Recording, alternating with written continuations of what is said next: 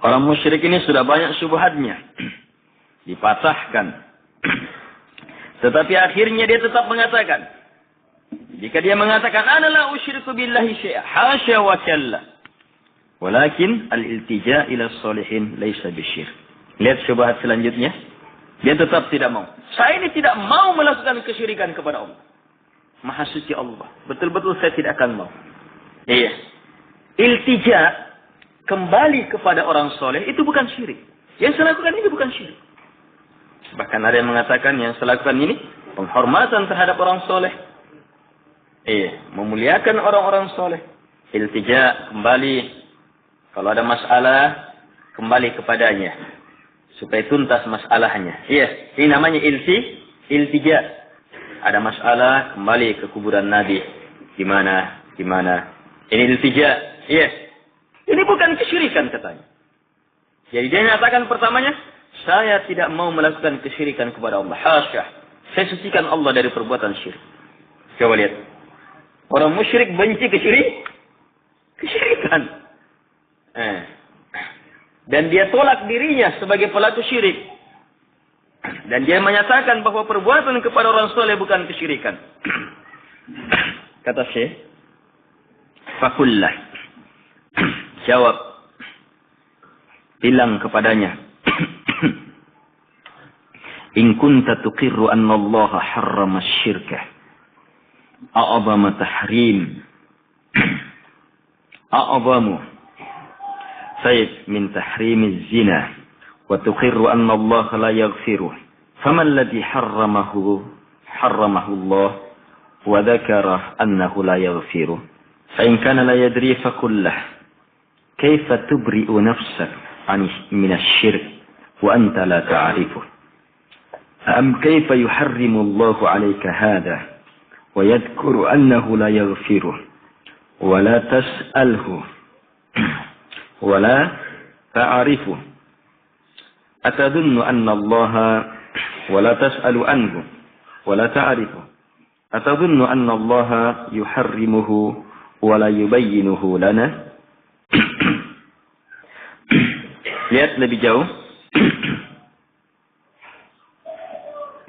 Kata beliau, maka bilang kepadanya, jika kamu telah mengakui bahwa Allah Subhanahu wa ta'ala mengharamkan kesyirikan lebih hebat daripada pengharaman zina. Ini orang musyrik akui. Ini orang musyrik dari kalangan orang-orang yang mengaku muslim ya. Lebih hebat daripada pengharaman zina. Perhatikan. Lebih hebat daripada pengharaman zina. Kalian akui sudah. Dan kalian akui bahwa Allah Subhanahu wa ta'ala tidak akan mengampuni orang yang melakukan kesyirikan. Maka sekarang, apakah yang Allah haramkan itu? Yang pengharamannya lebih hebat dari zina itu. Yang Allah telah katakan bahwa Allah tidak akan mengampuninya. Apa itu? Singkatnya, apa itu syirik? Gitu kan? Iya. Kamu kan tahu. Allah haramkan dengan sehebat-hebat pengharaman lebih hebat daripada zina. Iya. Dan Allah tegaskan bahwa Allah tidak akan mengampuninya. Sekarang, apa yang Allah haramkan itu? Apa yang Allah katakan Allah tidak akan ampuni itu? Kalau kita mau persingkat ini, maka pertanyaannya apa? Apa kesyirikan itu? Iya. Jadi jawaban dari syubhat, orang yang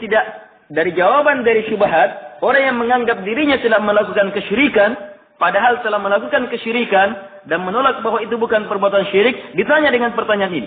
Apa itu syirik? Kata Syekh, jika dia tidak tahu, maka bilang kepadanya, bagaimana kamu membebaskan dirimu dari sesuatu yang kamu tidak tahu? Paham? Kamu nyatakan dirimu, saya tidak melakukan kesyirikan, sementara kamu tidak tahu syirik. Kemudian dijawab lebih jauh lagi. Apakah mungkin Allah mengharamkan sesuatu dengan sehebat-hebat pengharaman?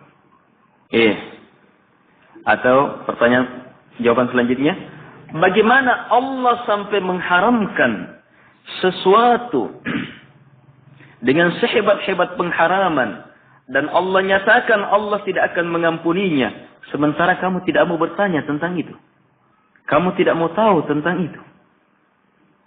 Apakah kamu menyangka bahwa Allah Subhanahu wa taala mengharamkannya kemudian Allah tidak menjelaskannya? Jelas? Ini dua perkara yang ditegaskan. Perhatikan ini. Ini penting ini. Orang yang melakukan kesyirikan, kita ditanya, kamu melakukan kesyirikan, kamu musyrik, kamu ini. Saya tidak melakukan kesyirikan. Saya bukan orang musyrik. Dia tidak mau akui perbuatannya kesyirikan. Iya. Maka balik. Apa itu syirik? Tanya, apa itu syirik? Apa itu kesyirikan yang kamu sudah nyatakan dirimu lepas dari? Kalau dia tidak tahu, dan jelas dia tidak akan tahu. Dia tidak akan tahu. Kalau dia tidak tahu, maka tanya, gimana kamu membebaskan dirimu sementara kamu tidak mengetahuinya?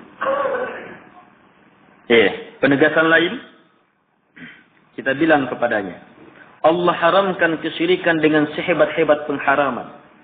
Dan Allah mengatakannya sebagai perbuatan yang Allah tidak akan mengampuninya. Apakah mungkin Allah Subhanahu wa taala mengharamkannya kemudian Allah tidak menjelaskannya? Apakah mungkin Allah Subhanahu wa taala menegaskan Allah tidak mengampuninya kemudian Allah tidak menjelaskannya? Tidak akan mungkin. Kalau begitu kenapa kamu tidak mau mengetahui? Kenapa kamu tidak mau mempelajarinya? Kenapa kamu sampai tidak tahu? Tidak mau mempelajarinya, tidak mau bertanya tentang itu. Jadi sebenarnya ada dua penegasan sini ya. Penegasan pertama, bantahan pertama terhadap orang yang mengaku lepas dari syirik sementara dia tidak tahu. Penegasan yang kedua, orang yang tahu bahaya kesyirikan. Sementara tidak tahu menahu tentang kesyirikan. Maka diarahkan kepadanya bahwa Allah telah menjelaskannya dengan sejelas-jelasnya. Kenapa kamu tidak mau mengetahuinya? Ini ilmu penting, ikhwah. Ilmu penting dari jawaban ini. Ilmu ini untuk kita ya. Sebelum orang lain. Untuk kita sebelum orang lain.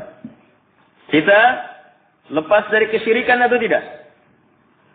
Kalau lepas dari kesyirikan, apa itu syirik yang kamu lepas dari? Apa itu syirik yang kamu lepas dari? Apa itu syirik yang kamu menyatakan diri lepas dari? Ini pertanyaan jamaah mengharuskan kita untuk mempelajari kesyirikan. Tidak boleh tidak.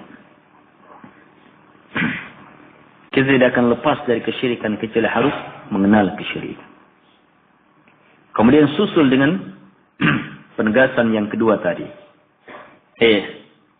Yang menegaskan bahwa Allah mengharamkan dengan sehebat-hebat pengharaman. Lebih haram daripada zina. Sementara zina itu jelas. Apakah mungkin Allah Subhanahu wa taala tidak menjelaskannya? Kalau Allah telah menjelaskannya dengan sejelas-jelas penjelasan, maka kenapa kamu beras-malas-malasan untuk tidak mau mengenalnya? Tidak mau mempelajarinya, tidak mau mengetahuinya. Dan kamu biarkan dirimu tidak tahu. Sekedar tahu bahaya syirik. Sementara tidak mau tahu apa itu syirik. Padahal Allah telah menjelaskannya dengan sejelas-jelasnya. Jelas ini, ikhwah? Baik. Fa'in qal, jika dia menjawab, asyirku ibadatul asnam, wa nahnu la na'budul asnam. Ada jawabannya. Kalau tadi itu jika dia tidak bisa menjawab. Sekarang kalau ternyata menjawab. Ini jawaban banyak-banyak pelaku syirik. Syirik itu katanya, syirik itu adalah menyembah berhala. Kami tidak menyembah berhala.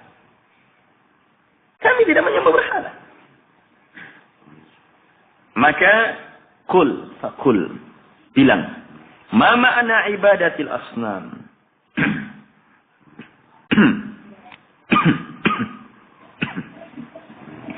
atadunnu annahum ya'taqiduna anna tilka al-akhshab wal ahjar takhluq wa tarzuq وتدبر أمر من دعاها فهذا يكذبه القرآن كما في قوله قل من يرزقكم من السماء والأرض الآية فإن قال هو من قصد خشبة أو حجر أو بنية على قبر أو غيره يدعو ذلك ويذبحون له ويقولون إنه يقربون إلى الله زلفى ويدفع عنا ببركته ويعطينا ببركته فقل صدقت فهذا فعلكم عند الأحجار والبنايات التي على القبور وغيرها فهذا أقر أن فعلهم هذا هو عبادة الأصنام وهو المطلوب ويقال أيضا قولك الشرك عبادة الأصنام هل مرادك أن الشرك مخصوص بهذا وأن الاعتماد على الصالحين ودعاءهم لا يدخل في هذا فهذا يرده ما ذكر الله في كتابه من كفر من تعلق على الملائكة وعيسى أو الصالحين فلا بد أن يقر لك أن من أشرك في عبادة الله أحدا من الصالحين فهو الشرك المذكور في القرآن وهذا هو المطلوب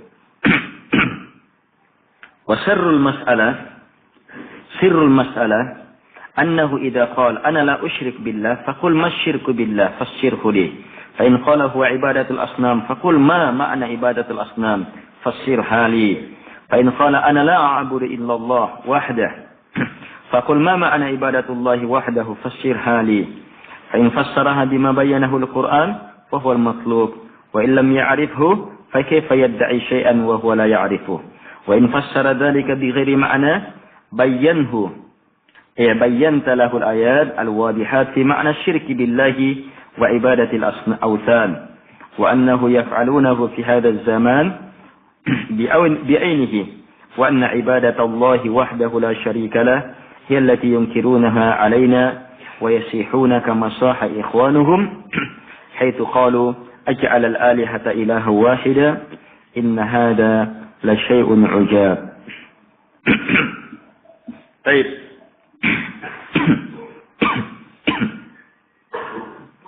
Kata beliau rahimahullahu ta'ala, maka jika dia menjawab syirik itu menyembah berhala, kami tidak menyembah berhala, maka sampaikan kepadanya apa arti menyembah berhala. Yang kamu katakan tidak menyembah berhala. Apa arti menyembah berhala itu? Apa arti menyembah berhala? Kemudian susul dengan pertanyaan selanjutnya, apakah kamu menyangka bahwa yang namanya menyembah berhala itu, bahwa mereka meyakini bahwa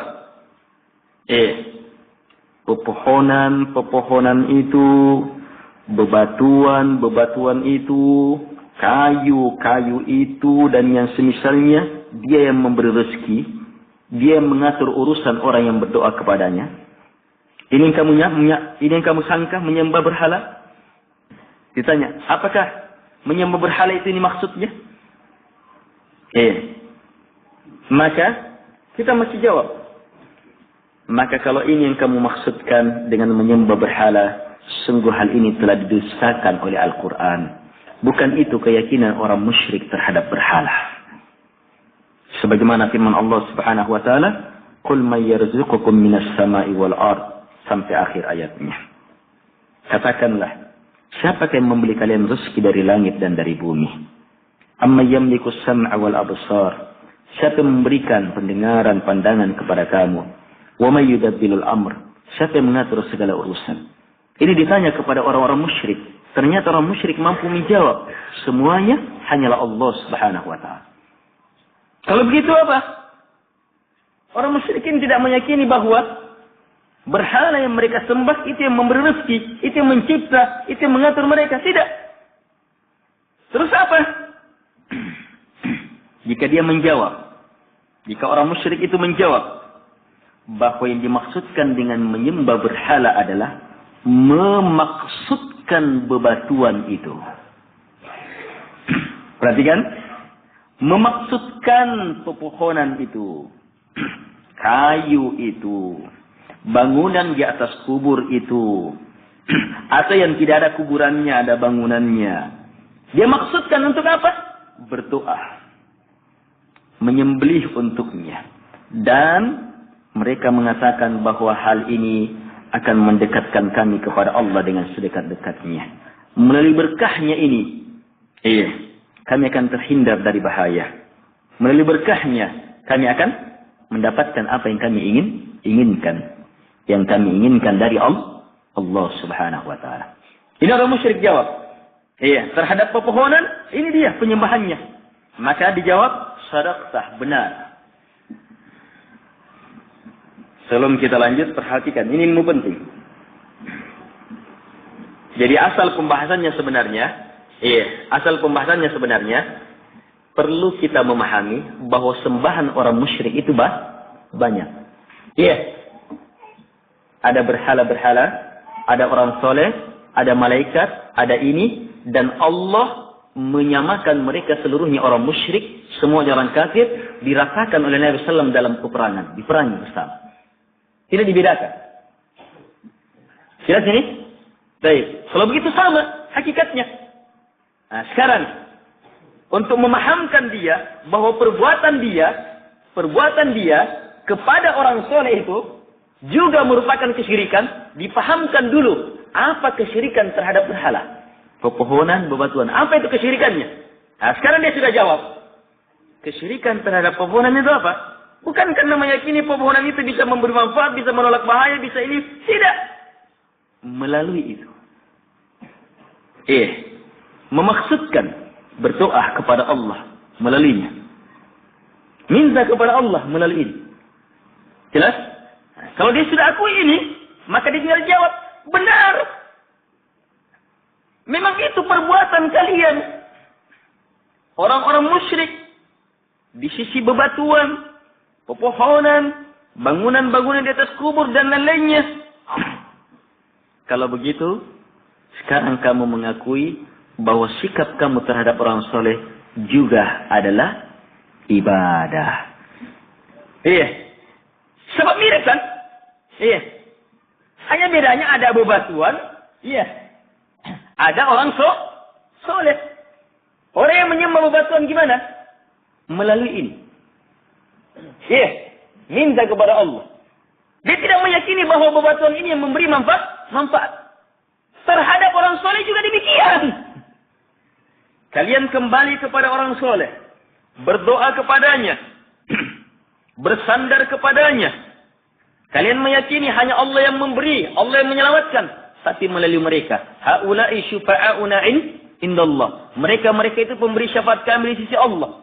Mana abuduhum illa liqarribuna ilallahi zulfa. Kami tidak menyembah mereka kecuali apa?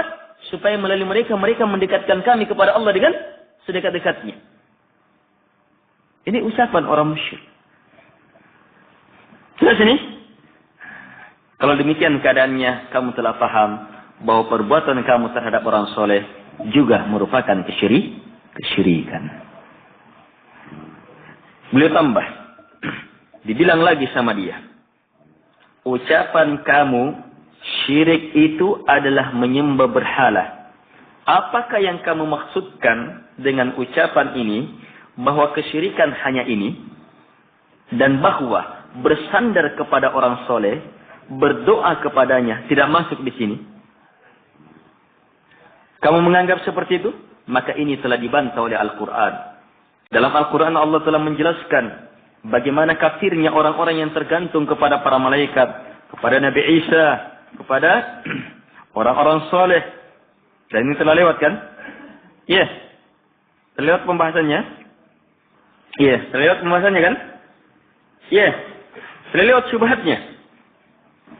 Makanya kata beliau, dia pasti akan mengakui bahwa orang yang melakukan kesyirikan, dalam ibadah kepada Allah, kepada siapapun juga termasuk orang soleh, justru itulah kesyirikan yang disebutkan dalam Al-Quran. Ini ingin ditegaskan di sini. Beliau tegaskan singkatnya, kunci permasalahan ini adalah, jika orang musyrik mengatakan, jika dia mengatakan, saya tidak melakukan kesyirikan kepada Allah, maka bilang, apa kesyirikan kepada Allah itu? Jelaskan kepadaku.